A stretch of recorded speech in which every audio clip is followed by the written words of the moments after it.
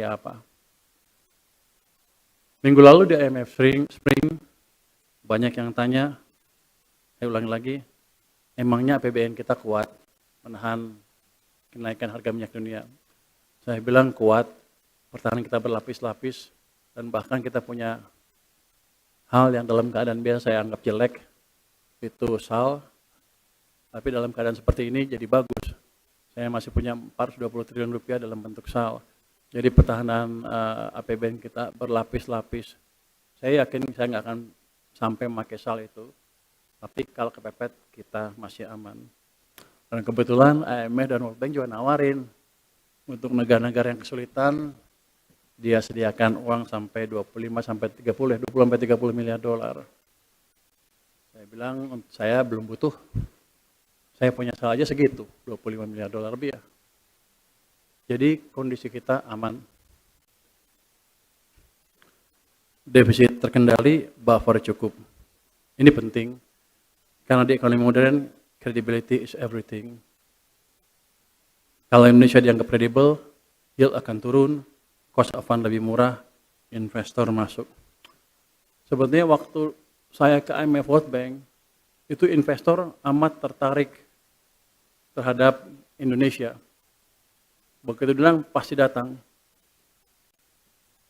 Tapi sebetulnya yang ingin mereka tahu cuma satu.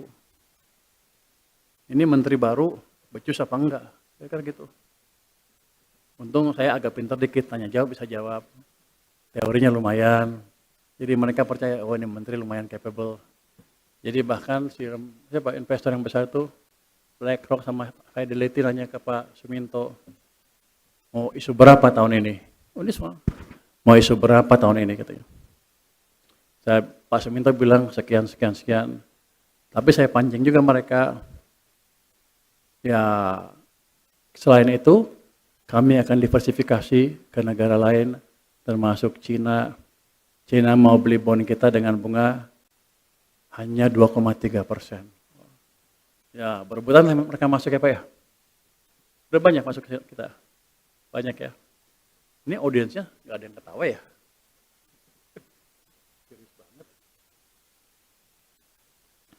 Jadi nggak usah takut.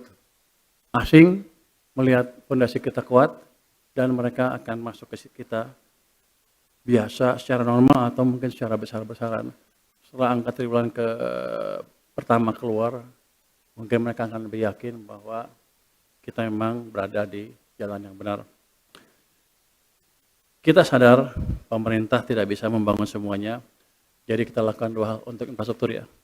Satu, kita pilih proyek dengan high economic return. Yang kedua, yang punya multiplier effect yang besar. Contohnya,